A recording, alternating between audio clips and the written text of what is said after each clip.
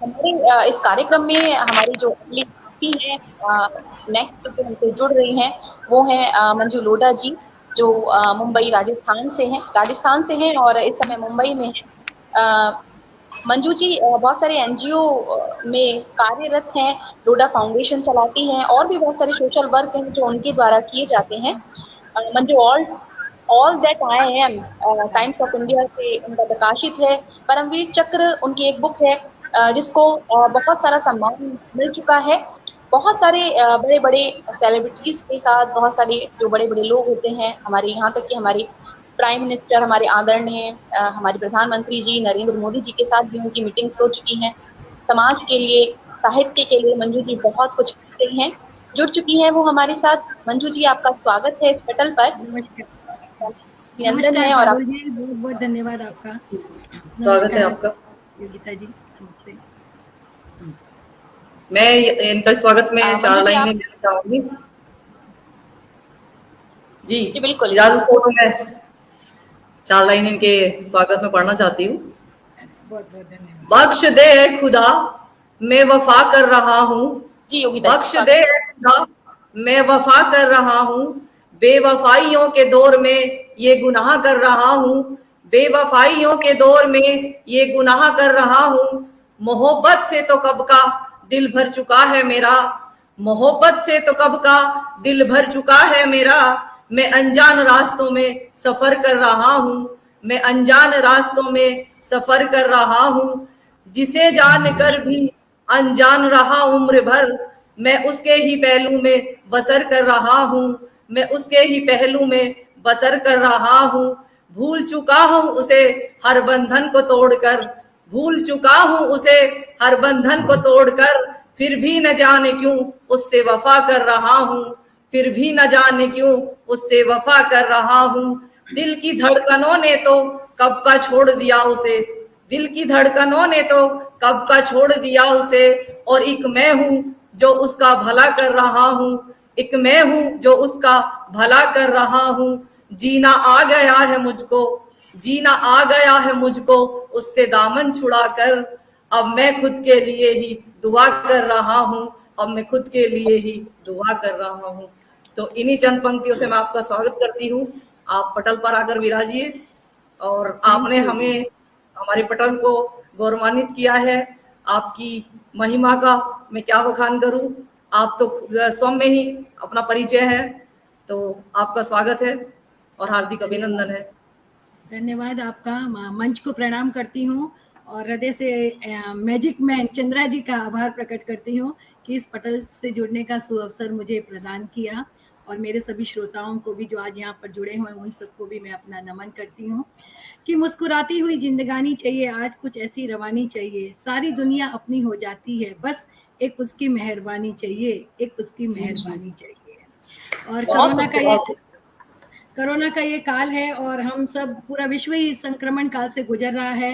लेकिन मेरा मानना है कि माहौल कैसा भी क्यों ना हो, अपने अंदर आशा का एक नन्हा सा दीपक जरूर जलाकर रखना चाहिए कि अपनी आंखों में रंगीन ख्वाब सजाए रखिए, अपने होठों पर मुस्कुराहट के 100 गुलाब खिलाए रखिए। वक्त अच्छा हो या बुरा कोई फर्क नहीं पड़ता है, खुद को खुद के दिल की राजधानी का शहंशाह बनाए रखिए, वाह वाह शहंशाह वाह वाह, बनाए रखिए। क्या बात है, बहुत सुंदर। और ये जो सबसे पहले क्यों। है ना, ये जो हाँ जी। होती है, सबसे ज्यादा जरूरी होती है किसी भी व्यक्ति के लिए। यदि आप सकारात्मक हैं तो आप जीवन की हर जंग को जीत सकते हैं। बिल्कुल, एकदम बिल्कुल। सही बात आपने कही है।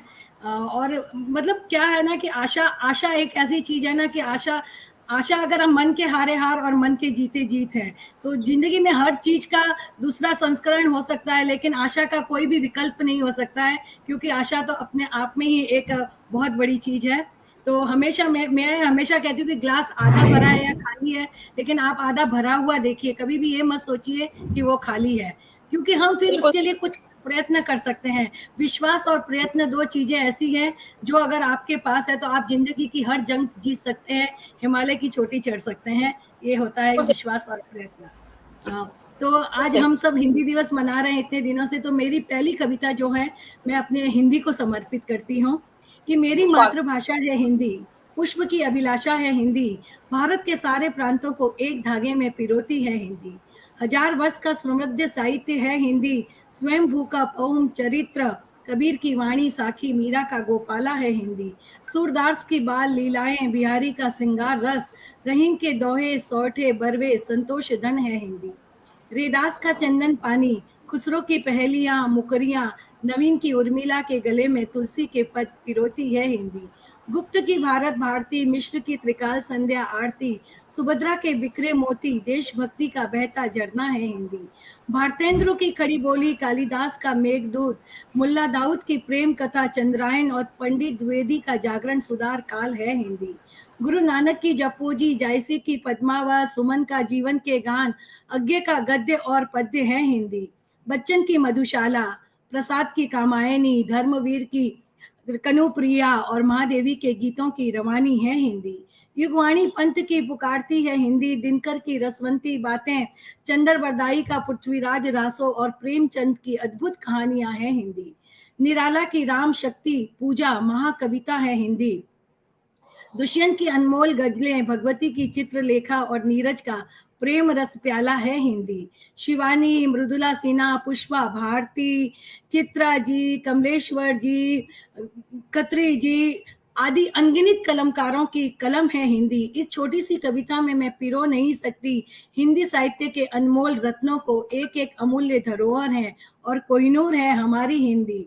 सच कहूं तो एक अनुपम वरदान है हिंदी, साहित्य की जान है हिंदी। फिजी, मॉरिशियस, मालदीव्स, दक्षिणी अफ्रीका, त्रिनाद और विश्व के 125 विश्वविद्यालयों में बड़े गर्व से पढ़ाई और बोली जाती है हिंदी। ये हिंदी उपवन बाग है बड़ा निराला, कभी न मुरझाए ऐसे फूलों का। नमन नमन नमन के हमारे माथे की बिंदी है हमारी हिंदी, हमारे श्रृंगार का ताज है हमारी हिंदी। इसलिए गर्व से कहो कि केवल राजभाषा ही नहीं बल्कि राष्ट्रभाषा भी हो हिंदी, राष्ट्रभाषा भी हो हिंदी। तो ये मेरा हिंदी को नमन था। आइए नमन ओ नमन आपको, इतनी सुंदर कविता। बिल्कुल सच कहूँ ना मैं आपको तो इससे खूबसूरत और इससे प्यारी रचना हिंदी के लिए कोई नहीं हो सकती। जितने लेखकों के नाम, कवियों के नाम और जितनी किताबों के नाम आपने लिए, उतने तो शायद मैंने अभी तक अपने जीवन में पढ़े भी नहीं है सबको। मुझे लगता है मैं रीडर हूँ, लेकिन उसके बाद भी मुझे नहीं लगता मैंने इन सबको पढ़ा हुआ है। जितने आपने नाम लिए तो वो बताते हैं कि आपने कितना शोध किया हुआ है, कितने लोगों को आपने पढ़ा हुआ है। और आपकी जो रचनाएं हैं वो खूबसूरत और परिपक्व इसीलिए हैं क्योंकि आपने बहुत कुछ पढ़ रखा है। एक अच्छा रीडर हमेशा एक अच्छा रीडर होता है। बिल्कुल। तो आपको मैं तो आज जो कुछ भी हूँ ना, मैं आपको एक बात बता दूं कि मैं अपनी पुस्तकों की वजह से, मैं ज्यादा पढ़ी लिखी नहीं थी, मैं छोटी सी उम्र में शादी हो गई, लेकिन जो पुस्तकें पढ़ने का प्रेम मुझे रहा ना, उसकी वजह से मैं आज जो कुछ भी हूँ। तो मैं एक कविता उसी पे सुना देती हूँ कि मैं और मेरी पुस्तकें हरदम बातें करते रहते हैं। आजकल लोग किताबें नहीं पढ़ते हैं, किंडल और गूगल में जाकर जो पढ़ना चाहें पढ़ लेते हैं, लेकिन मुझे लगता है कि पुस्तकों को छूने से जो एक एहसास जागृत होता है वह कितना जुदा होता है। वह किंडल में कहाँ मिलता है बताइए। पुस्तकें पढ़ते पढ़ते उसे चेहरे पर ढककर सो जाना और कल्पनाओं की सुंदर दुनिया में घूमना, आहा, उन भावों को तो मैं शब्दों में भी बयां नहीं कर सकती। घंटों एक अजीब सी दुनिया में खोए रहते हैं।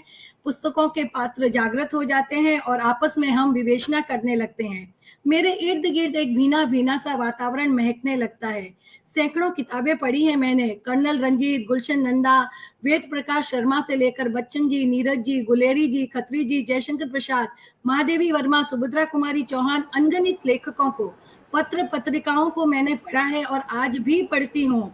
खत्री जी की पुस्तकों की तरह हर पुस्तक एक नया रहस्य खोल देती है, एक नए एहसास से भर देती है। उसने कहा था, एक मासूम प्रेम कहानी लिखकर गुलेरी जी सदा के लिए अमर हो गए, तो चित्रा जी की वैजंती पढ़कर महीनों वृंदावन की गलियों में मैं घूमती रही, श्री कृष्ण संग बतियाती रही। कहीं कहानियां और कहीं पात्र आज भी आंखों के समक्ष सजीव हो उठते हैं। और मनोरंजक पुस्तकों से लेकर अध्यात्म की पुस्तकें, हर पुस्तक एक नया संदेश दे जाती है, जीवन के मोल को समझा जाती है। पुस्तकें खरीदें, उसे पढ़ें, उसे महसूस करें, अपने हाथों से पन्नों को पलटें, उसकी महक को अपने भीतर तक महसूस करें। किताबें लेने देने के बहाने कहीं रिश्ते बन जाते हैं, अनजान अपने हो जाते हैं। क्या कभी कोई भूल सकता है फिल्म मेरे महबूब का वह दृश्य, जब किताबें हाथ से छूटती हैं और नायक और नायिका पहली बार मिलते हैं। शायद आप भी गुनगुना रहे हो, मेरे महबूब तुझे मेरी मोहब्बत की कसम, जी हाँ, पुस्तकें बहुत कमाल करती हैं। आइए इनकी दुनिया में प्रवेश करते हैं, इनकी दुनिया में प्रवेश करते हैं। बहुत खूबसूरत, तो मुझे ऐसा लग रहा है कि अब मेरे पास पुस्तक का एक ज़ख़ीरा आने वाला है आपकी तरफ से। मैंने जैसे ना 11 किताबें लिखी। मैं प्रोफेशनल राइटर वगैरह नहीं हूँ, बस मुझे लिखने का और पढ़ने का शौक है पारुल जी। तो बस मैं जो मेरे मन में आता है मैं लिखती हूँ, हजार कॉपियां प्रतियां बनवाती हूँ, अपने दोस्तों में बांट देती हूँ, और वो दोस्त कहते हैं कि हम उनको सिराने रखकर बैठते हैं, पढ़ते हैं। जब भी मन अशांत हो जाता है तो मुझे लगता है कि इससे बड़ा रिवॉर्ड मुझे कुछ और मिल नहीं सकता है। कि मैं अपने बारे में बताती हूँ कि बचपन से देखा करती थी एक ख्वाब, बुना करती थी एक स्वप्न जाल की बड़ी होकर मैं भी कुछ बनूंगी, अपनी एक अलग नई पहचान बनाऊंगी। पर क्या इतनी समझ न थी, उलझी उलझी सोच थी। गांव की नदी में अक्सर देखा करती थी चेहरा अपना, हवाओं के संग बनते बिगड़ते प्रतिबिंब अपने। फिर लहरों की भांति मैं भी हिरनी सी छलांग लगा लेती, गुल्ली डंडा खेलने में मगन हो जाती और अपने बचपन को जीने लगती। धीरे धीरे बचपन पीछे छूटता चला गया और उम्र न जाने कब युवावस्था की दहलीज पर आकर खड़ी हो गई। आंखों में फिर तैरने लगे कुछ हसीन सपने। काला कोट पहन के बन जाऊं मैं वकील, सच का साथ दूं, असमर्थों के लिए लड़ूं, अपनी दलीलों से सबको मात कर दूं। लेकिन पारुल जी, ये सपना भी कांच के बर्तन की तरह टूट गया, क्योंकि छोटी सी उम्र में ही विवाह हो गया, नई जिम्मेदारियों का एहसास हो गया और बेफिक्री का जो माहौल था वो संजीदा हो गया। नई जिम्मेदारियां निभाते निभाते, बच्चों को बड़ा करते करते आंखें उन्हीं के लिए सपने देखने लगी। और एक दिन बच्चे भी बड़े हो गए, उनका भी अपना एक आसमान बन गया। फिर दबी हुई अभिलाषाओं ने सिर उठाया, चलो अब भी कुछ कर लिया जाए, कौन सा समय बीत गया है। इंद्रधनुष भी तो बादलों और धूप के बीच में ही खिलता है। पति और बच्चों के नाम से तो खूब पहचानी जाती हूँ, लेकिन कुछ ऐसा करो कि अपने नाम से और अपने काम से पहचानी जाऊं। और फिर शुरू हो गया एक नया सफर। मंच पर बोलना, पढ़ना, किताबें लिखना, कहानियां लिखना, कविताएं पढ़ना, एनजीओ लोढ़ा फाउंडेशन एनजीओ की स्थापना की, उदास चेहरों पर मुस्कुराहट लाना, जरूरतमंदों की सहायता करना, स्कूलें बनाकर ज्ञान की सेवा करना, मंदिर बनाकर भक्ति करना। और इस तरह से एक नए सफर की शुरुआत हो गई, जहां अपने लिए, समाज के लिए, परिवार के लिए और देश के लिए समय था। मैंने देश के लिए भी, मतलब सैनिक परिवारों के लिए भी मैंने बहुत कुछ किया। फिर परमवीर चक्र अवार्ड डायरी ने मुझे यहाँ पर भी और यूके में भी बहुत नाम दिलाया, और उसका जो विमोचन था नेहरू सेंटर में हुआ, हाई कमिश्नर के हाथों, रक्षा मंत्रालय में हुआ, मनोहर पर्रिकर जी के हाथों, और गवर्नर हाउस में हुआ गवर्नर सर के हाथों, और कई सारे मुझे पुरस्कार मिले। ये पुरस्कार तो मेरे लिए एक प्रेरणा थे कि मैं अपनी जिम्मेदारियां और अच्छे से संभालूं, और इस तरह से मेरा जीवन का सफर बढ़ता गया और आज मैं आपके पटल पर हूँ। तो बस भगवान ने बहुत कुछ दिया, आशीर्वाद दिया कि बस कुछ अच्छे करते जाओ, अच्छे मन से करते जाओ और जीवन में आगे बढ़ते जाओ। तो ये मेरा एक छोटा सा परिचय था जो मैंने आप लोगों को दिया। और जो मेरे कामों को लेकर जब टाइम्स ऑफ इंडिया ने एक कॉफी टेबल बुक निकाली तो मुझे लगा इससे बड़ा रिवॉर्ड और क्या हो सकता है।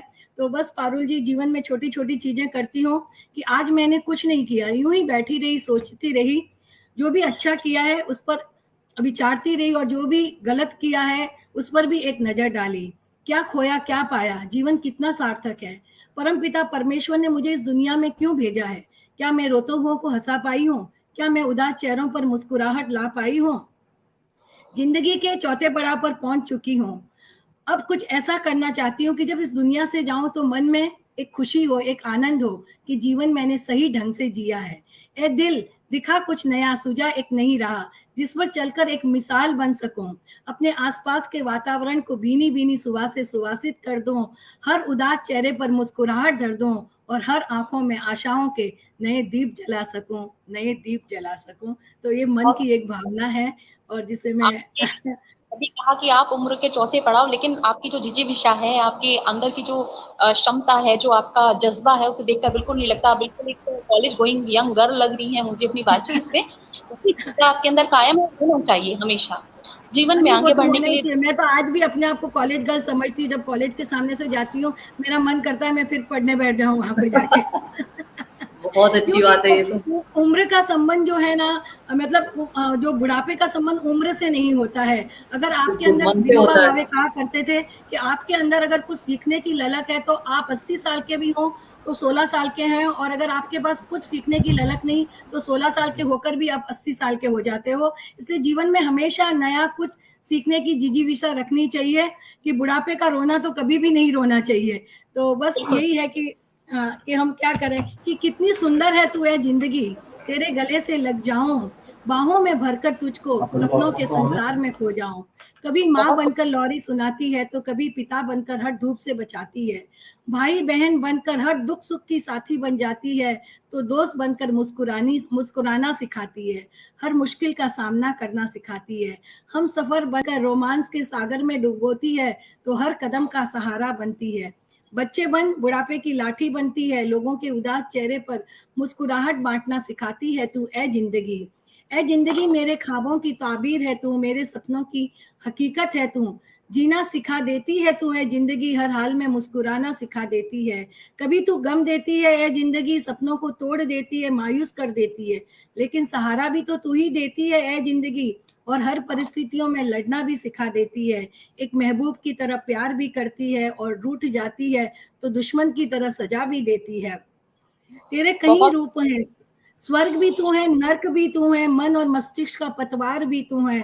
तुझ पर लिखूं तो न जाने कितने ग्रंथ बन जाएं, तेरे बगैर मैं अधूरी पर मेरे बिना तो तू भी तो फीकी। हम दोनों एक दूजे का साया है और कोई साथ दे न दे, तुझे तो अंतिम सांस तक मेरे साथ रहना है ए जिंदगी, क्योंकि हम दोनों एक दूसरे के हम सफर हैं, एक दूसरे के हम सफर हैं।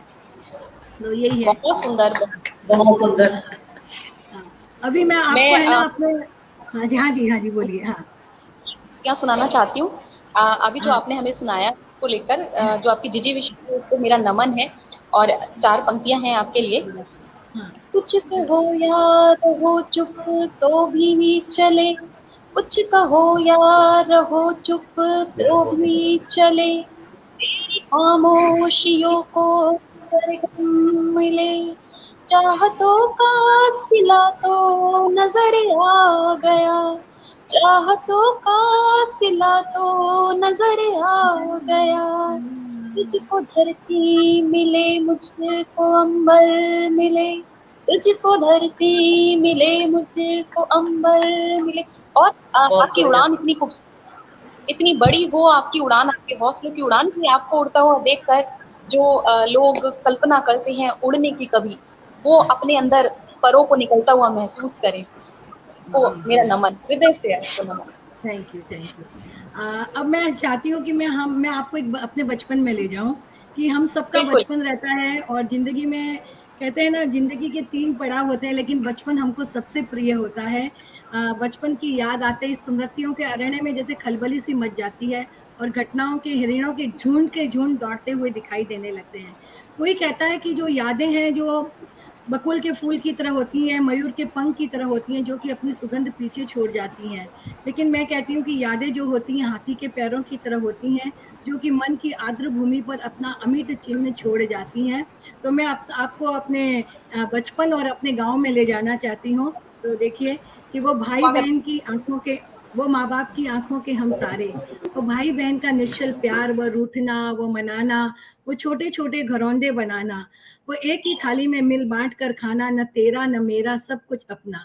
गर्मियों की वो छुट्टियां, वो गांव जाना, वो नानी का घर, वो बड़ा सा आंगन, वो बरगद की छांव, वो निम्बोली का झाड़, वो गली गली घूमना, गुल्ली डंडा खेलना, प्यास लगने पर बर्फ की आइसक्रीम खाना, वो सांझ ढले भोजन, लालटेन की रोशनी, मंदिरों की घंटियां, इकट्ठे होना, हंसना हंसाना, शोर मचाना, डांट खाना, आंखों में आंसू लाना और फिर हुल्लड़ मचाना, वो पानी से ठंडा होता हुआ आंगन, वह कतार से लगते हुए बिस्तर, वो नानी को घेरना, वो राजा रानी सुनना, वो परियों से मिलना, आह कितना अपना आत्मिक सुख था। गर्मियों की वे लंबी रातें कितनी छोटी लगती थी, पर योगिता जी अब न नानी है, न राजा रानी की कहानी है। आंगन तो वही है, पर बिल्कुल। न वो शोर है, न वो हुल्लड़ है। अब गर्मियों में पहाड़ी स्थल, सिमटते परिवार, एयर कंडीशन कमरे, बरगद का वो बुढ़ा पेड़ अपनी सूखी हरी कहानियों को समेटे हमें हवा देने अब भी हमारा इंतजार कर रहा है, अब भी हमारा इंतजार कर रहा है। बिल्कुल सही। हाँ, कि अब मेरे तो सब गाँव कुछ का सिमट गया है। हाँ, अब हम सब सिमट गए हैं कि मेरे गाँव का घर आज भी याद में मेरी आंसू बहाता है। छतें माँ के आंचल की तरह हर धूप से मुझे बचाना चाहती हैं और दरों दीवारें मुझसे लिपट कर न जाने कितने जमाने की बातें करना चाहती हैं। अपना सुख दुख वसंत पतझड़ बांटना चाहती हैं। बरगद का वो पेड़ भी बुढ़ा हो चला है और मुझे याद कर अपने आंसू बारिश के संग छिपा लेता है और मैं उन सब को भूल कर शहर की चकाचौंध में न जाने कहाँ गुम हो गई हूँ। पर सच कहती हूँ सखियों, जब भी अकेली बैठती हूँ यादों की पिटारी खुली जाती है, फिर मुझे एक बार मेरे गांव और उस गांव के घर में ले जाती है और मैं भी उन संग बिताए हर पल में खो जाती हूँ और आंखें मेरी भी नम हो जाती हैं, मेरी भी बहुत नम हो जाती हैं। बहुत सुंदर, कि बहुत बहुत सुंदर। कि हमारे मेरे गांव के खेत खलियान मुझे बुलाते हैं पर इस शहर ने मुझे अजगर सा जकड़ रखा है।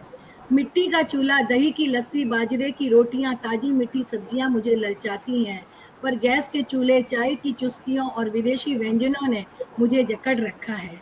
खुले मैदान, महकती हवाएं, बड़े कमरे और पनघट पर जाती पनियारिन सखियां मुझे बुलाती हैं, लेकिन सिकुड़ते मैदान, जहरीली हवाओं, अजनबी चेहरों और एक छोटे से घर के छोटे से कमरे ने मुझे जकड़ रखा है। बैलों के घुंघरू, नदी की कलकल, कोयल की कूहू कूहू मीठा मधुर संगीत सुनाती है मुझे, लेकिन लोकल ट्रेनों की भयानक गड़गड़ाहट ने मुझे जकड़ रखा है।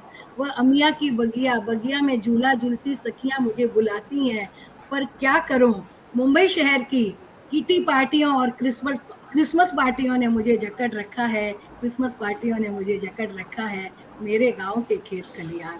तो यही है कि आज मतलब मन बहुत करता है।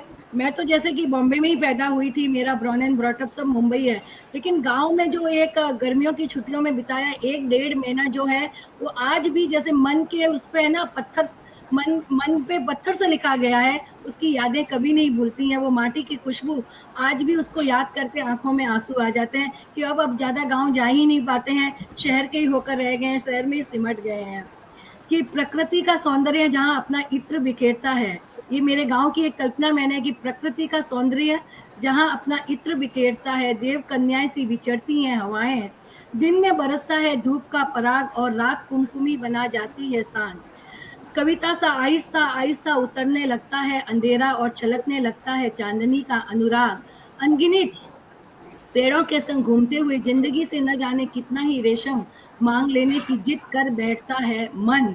यही है मेरा गांव और मेरे गांव की तासीर, जहां नींद की पलकों पर सूरज की पहली किरण हौले से दस्तक देती है और पक्षियों का आसमान में उड़ने का जो कलरव होता है वो आसमान को छूने की हिम्मत देता है और कोयल की कूहू कू और नदी की कलकर पंडित भीमचंद जोशी और किशोरी अमरा पुरवरकर की शब्द संपदा होने का अभिमान होने लगता है। ऐसा ही है मेरा गांव, ऐसा ही है मेरा गांव। वाह। बहुत बहुत सुंदर, बहुत सुंदर। आपकी कल्पना शक्ति को प्रणाम है। ये एक्चुअली मुझे लगता है ये कल्पना नहीं है, ये वाकई हमने इसको जिया है, ये हमने वास्तविकता इसे है। देखा है, इसको महसूस किया है, इसलिए लिख पाए हैं। मुझे ऐसा लगता है क्योंकि इस सबको मैंने जिया है। वो एक आप अलग ही एक आनंद था। हाँ जी। ये जो हम लोगों ने जो बचपन में छुट्टियां बिताई हैं ना, नानी के घर जाके, दादी के घर जाके, आजकल के जी बच्चे तो कर रहे हैं, वो बचपन उनका तो बिल्कुल बेकार है। वो कंप्यूटर, लैपटॉप, मोबाइल, गैजेट्स में उलझ के रह गए हैं सभी बच्चे। आउटडोर गेम्स होते नहीं है। तब जो बिल्कुल। कुछ भी है मोबाइल में दुनिया उनकी सिमट के रह गई है। अभी कोरोना काल मुझे में हाँ खूब बिल्कुल। हाँ सारे गेम्स खेले, तो उन्हें लगता था अच्छा आप लोग इस तरह से बचपन आप लोगों का होता बिल्कुल था। वही ना, हम लोग तो कितना कुछ खेलते थे, एक अलग आनंद था और इतना पढ़ाई का तनाव नहीं था। हमारे माँ बाप कभी हम पे इतना बोझ ही नहीं डालते थे कि तुमको कक्षा में प्रथम आना है। वो बोलते जो तुम्हारे अंदर प्रतिभा है उसको बाहर निकालो। मैं आपको आज एक बात बताती हूँ, मेरी माँ ने जो बचपन में मुझसे कही। हम जब अपन सब छत पर ही सोते थे क्योंकि गर्मी बहुत लगती थी, गाँव में तो लाइट भी पंखा भी नहीं होते थे, तो अक्सर आसमान को तकते थे। तो एक दिन माँ ने देखा और बोली बेटा ये क्या कर रही है। मैंने कहा माँ आसमान में चमकते हुए तारे देख रही हूँ। तब मेरी उस कम पढ़ी लिखी माँ ने जीवन का एक मर्म समझाया कि बेटा सिर्फ आसमान में चमकते हुए तारों को मत देखो, स्वयं तारा बनो और सितारा बनकर चमको, सितारा बनकर चमको। और शायद माँ की ये बात कहीं न कहीं इस मानस पर लिखी गई है, इसलिए जीवन में हमेशा इच्छा होती है कि कुछ ऐसा करूँ कि भले वो स्वर्ग में बैठी है, लेकिन वहाँ से मुझे आशीर्वाद दे के नहीं बेटी तुमने बहुत जीवन को अच्छे से जिया है। बस तो बहुत हाँ, बहुत सुंदर। हाँ, वही है। अब हम थोड़ा एक मोड़ करते हैं आजकल कि शहर की भीड़ में बचपन तो खो सा गया है। हाँ, सही बात है। बच्चों के लिए मतलब आजकल रहा नहीं, अभी बच्चे जैसे ही होते हैं, लंदन जाएँ, स्विट्ज़रलैंड जाएँ, लेकिन वहाँ भी तो शहर ही है। वहाँ कौन-सा गाँव की जो मिट्टी की खुशबू से हमारे बच्चे बिल्कुल। अनजान हैं। और बाहर हम लोग जैसे खेलते थे, कबड्डी खेलते थे, हम वो क्या खो-खो खेलते थे, हम सिप्पी खेलते थे, हम वो कंचे खेलते थे, वो बच्चे कहाँ खेलते हैं अभी। हमने जो आनंद लिया है, मुझे हमारे पास पैसे कम थे, लेकिन हमारे अंदर जीवन में आनंद बहुत था, खुशी बहुत थी। आजकल पैसे बहुत हैं, लेकिन कहीं न कहीं तनाव बहुत ज़्यादा है। ये जीवन का मैम एक सच है। सुना दीजिए। हाँ जी।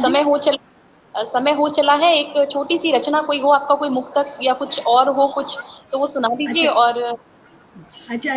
मैं एक्चुअली एक अगर मुझे 2 मिनट दो, मैं एक कविता ज़रूर सुनाना चाहती हूँ कि इस कविता से कहीं संदेश मिले। कि जब आजकल क्या हुआ है, एकल परिवार का ज़माना हो गया है, लेकिन जब माँ-बाप घर में आते हैं, तो वातावरण कैसा हो जाता है, मैं ये कहना चाहती हूँ कि बिल्कुल स्वा बघार की खुशबू चौके में फिर मंडराई है, बहुत दिनों के बाद गाँव से अम्मा बाबूजी आए हैं।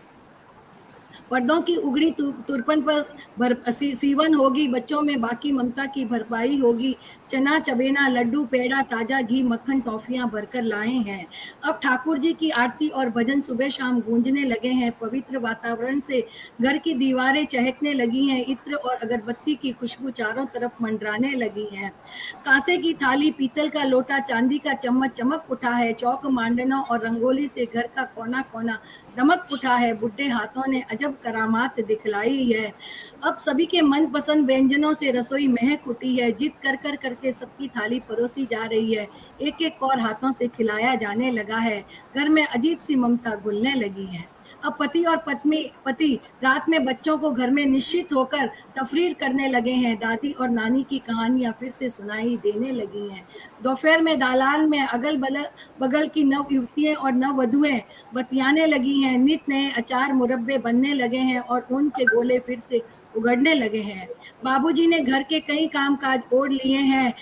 फल सब्जी अखबार दूध बाजार से जाकर लाने लगे हैं और बच्चों के संग बच्चा बनकर कागज की नाव फिर से तैरने लगी है।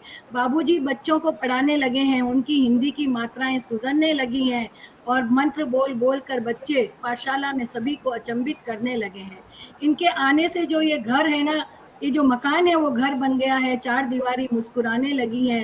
पोपली हंसी आंगन में गूंज उठी है और वो आशीर्वादों की बौछावर है नीचावर होने लगी है। कितना कुछ पाते हैं हम इन विशाल बुढ़े बरगद से, लेकिन बदले में हम उन्हें क्या दे पाते हैं। रह कर एक सवाल मन में उठता है, क्या 24 घंटों में से भी कुछ देर हम उनके पास बैठते हैं, उनसे बतियाते हैं, उन्हें ये कहते हैं कि हमारा ये जो वजूद है वो आपसे है, अम्मा बाबा हमें आपसे प्यार है। क्या कभी हम उनसे जतलाते हैं? अगर नहीं जतलाया है तो आज मैं सभी सुनने वाले दर्शकों से कहना चाहती हूँ कि अपने माँ बाप के पास जाएं और उनसे कहें कि उन्हें हमसे प्यार है, उनके साथ रहें, उनको पूरा सम्मान दें, क्योंकि कल समय का चक्र हम पर भी उम्र के निशान छोड़ेगा, तब हम भी अकेले हो जाएंगे, क्योंकि जैसा बोएंगे वैसा ही पाएंगे। इसलिए हमेशा अपने माँ बाप के साथ रहें, उनका आशीर्वाद प्राप्त करें। पारुल जी, कभी किसी ने मुझसे कहा था कि क्या आपके सास ससुर या माँ बाप आपके पास रहते हैं, आपके साथ रहते हैं? तब मैंने उनको एक ही जवाब दिया कि मेरी इतनी हैसियत नहीं कि मैं उनके साथ उनको अपने पास रख सकूं। ये तो उनका बड़प्पन और उनका प्यार है जो वो मुझे अपने साथ रखे हैं। और याद रखिए कि जिंदगी भर हमारे माँ बाप हमारे लिए एटीएम कार्ड बनकर रहे, तो क्या हमारा फर्ज नहीं है कि आज हम उनके लिए आधार कार्ड बनकर रहें? ये मैं सभी श्रोताओं से कहना चाहती हूँ कि अपने माँ बाप का सम्मान करें, क्योंकि पेड़ कितना ही बूढ़ा सही, उसे आंगन में रहने दो, फल नहीं देगा, छांव जरूर देगा। और आज हमारे बूढ़े माँ बाप भले ही कमा कर नहीं ला रहे हैं, लेकिन जो संस्कार वो हमारे बच्चों को देंगे वो जिंदगी में और कोई नहीं दे सकता है, और कोई नहीं दे सकता। आपने बिल्कुल सही कि जो माँ बाप संस्कार देते हैं वही हमारी असली दौलत गई होती है। पूरी दुनिया में जानना चाहती है कि हम किस परिवार से ताल्लुक रखते हैं, किस परिवार से हम हैं और हमारे कैसे संस्कार हैं, कैसी होती है। बिल्कुल सही बात आपने कही, माँ-बाप तो माँ-बाप होते हैं, उनकी जगह तो कोई ले ही नहीं सकता। मैम अभी हमारे जो आने वाले कवि हैं वो जुड़ नहीं पा रहे हैं अभी हमसे, तो आप अपनी कुछ और रचनाएँ हमें सुनाना चाहेंगे? आपके समय हो तो आपका स्वागत है यहाँ पर। जी, मैं एक नारी की एक रचना सुनाना चाहती हूँ कि बिल्कुल। जी, मैं एक नारी हूँ, स्वागत है। सदियों से अपनी परंपराओं को निभाया है, उसके बोझ को अकेले ढोया है। इस पुरुष प्रधान समाज ने हरदम हमको दोयम दर्जे पर रखा है, अपनी ताकत को हम पर आजमाया है। पर मुझे अब ये दूसरा दर्जा पसंद नहीं। मैं अपनी शर्तों पर जीना चाहती हूँ, हक और सम्मान के साथ रहना चाहती हूँ। मेरी सहृदयता को मेरी कमजोरी मत समझो। मैं परिवार को न संभालती, बच्चों की परवरिश न करती, बुजुर्गों की सेवा न करती, पति को स्नेह प्रेम न देती, तो क्या ये समाज जिंदा रहता? मैं कोमल हूँ पर कमजोर नहीं। अगर कमजोर होती तो क्या नाजुक कंधे हल चला पाते? पहाड़ों की उतार चढ़ाव पर काम कर पाते? घर और बाहर की दोनों दुनिया क्या ये संभाल पाते? मेरे त्याग को तुमने मेरी कमजोरी समझ लिया, घर परिवार बचाने की भावना को मेरी मजबूरी समझ लिया। अगर नारी पुरुष के अहम को न पोसती तो पुरुष आज कहाँ होता? पुरुष के बाहरी दुनिया की परेशानियों को वह न हरती तो पुरुष कहाँ होता? हमें तो परमात्मा ने अपने गुणों से रंगा है, अपनी भावनाओं से हमें गढ़ा है, इसलिए हम सिर्फ कल्याण करना चाहती हैं। इसलिए पुरुष से कहीं कहीं पायदान ऊंची होकर भी उनके सामने नतमस्तक हो जाती हैं। झगड़ना हमें पसंद नहीं, इसलिए हम सिर्फ प्रेम स्नेह ममता बांटती हैं। फिर कहूंगी, इसे हमारी कमजोरी मत समझो, घर की आधारशिला समझो। मुझे बिल्कुल पसंद नहीं कि जिस घर को मैंने अपने खून से सींचा उस पर मेरा अधिकार ही नहीं, नाम पट्टिका पर मेरा नाम ही नहीं। अब घर हम दोनों का साझा होगा, नाम पट्टिका पर सिर्फ मेरा ही नाम होगा। मुझे कतई पसंद नहीं कि मैं अपनी पसंद का भोजन न करूं, अपनी मर्जी से कहीं आ जा न पाऊं। अब मैं भरपूर पल पल जीना चाहती हूँ, हवाओं में उड़ना चाहती हूँ, सारे बंधन सारी पाबंदियों की बेड़ियों को तोड़कर मुक्त आकाश में स्वच्छंद पक्षी की तरह उड़ना चाहती हूँ। मैं सिद्ध कर चुकी हूँ अपने आप को, अब कोई अग्नि परीक्षा नहीं, कोई जंजीरों की बेड़ियां मैम नहीं, आवाज नहीं आ रही। कोई जंजीरों की बेड़ियां नहीं। परिवार की जिम्मेदारियों के साथ खुद के प्रति जिम्मेदारी निभाना चाहती हूँ। खुद की मन पसंदा बन के खुद की पीठ थपथपाकर हरदम खुश रहना चाहती हूँ। मुझे पसंद नहीं कि सिर्फ मैं तुम्हारी तकलीफों को सुनूं, सिर्फ तुम्हारे दुख की भागीदार बनूं। अब मैं तुम्हारे सुख में साझेदार होना चाहती हूँ, घर के सभी मसलों में मेरा भी मत रखना चाहती हूँ। अब तुम मुझे अनदेखा न कर पाओगे, हर कदम पर मेरी उपस्थिति दर्ज रहेगी। सोच लो आज से हम हर कदम हम सफर हैं, जितना जीने का तुझको हक है उससे कम मुझे स्वीकार नहीं। युद्ध क्षेत्र से लेकर आसमानी यात्रा में हमने अपना परचम फहराया है, अपनी बुद्धिमत्ता का लोहा मनवाया है, दुनिया को दिखलाया है। किसी से हमारा कोई मुकाबला नहीं, क्योंकि हम किसी से कम नहीं, हम किसी से कम नहीं। तो एक बहुत नारी की बहुत खूब, बहुत सुंदर। बहुत सुंदर रचना आपने हमें सुनाई। आप जी हमारी बैठक पर आई, आपका बहुत-बहुत स्वागत यहाँ पर हुआ और इतना सुंदर-सुंदर आपने जो रचनाएँ सुनाई हैं ना, इतने सुंदर संदेश दिए हैं हमें। जीवन दर्शन को आपकी रचनाएँ दिखाती हैं। कितनी खूबसूरती से और कितने अनुभव के साथ आपने अपने जीवन को जिया है और आगे आने वाले लोगों को आप प्रेरित करती हैं अपनी रचनाओं के माध्यम से। और आपकी रीडिंग को तो मैं कायल हो गई हूँ, कितनी बुक्स आपने पढ़ी हुई हैं। आपको सब कुछ कंठस्थ है, सबसे बड़ी बात तो ये है कि सब कुछ आपको मुँह ज़बानी याद है, जो हमें 4 लाइनें अपनी लिखी हुई भी याद नहीं रहती। आपको अपनी इतनी बड़ी-बड़ी रचनाएँ सब बिल्कुल कंठस्थ हैं, याद हैं। तो उसके लिए आपको हैट्स ऑफ है मैम, नमन है बिल्कुल आपको। बहुत-बहुत खूबसूरत आपके साथ के बिताए हुए पल, जो थैंक यू। आजीवन रहेंगे बिल्कुल। और आपके ईश्वर से मैं साथ आज का सफर बहुत ही शानदार रहा। Thank you. और फिर मेरा कभी किसी पटल मनपसंद पे तो मुलाकात होगी आपके साथ। जरूर से होगी, और मेरा मनपसंद मुक्तक यही है कि हवाओं से कह दो कि अपनी औकात में रहें, हम परों से नहीं हौसलों से उड़ा करते हैं, हौसलों वाह से। वाह बिल्कुल, वाह, बहुत बहुत खूबसूरत थैंक खूबसूरत, यू, बहुत थैंक यू। पुनः एक बार इस मंच का, धन्यवाद। चंद्रा जी का बहुत बहुत आभार। योगिता जी, पारुल जी, आप दोनों का भी बहुत बहुत बहुत आभार। बहुत धन्यवाद मैम।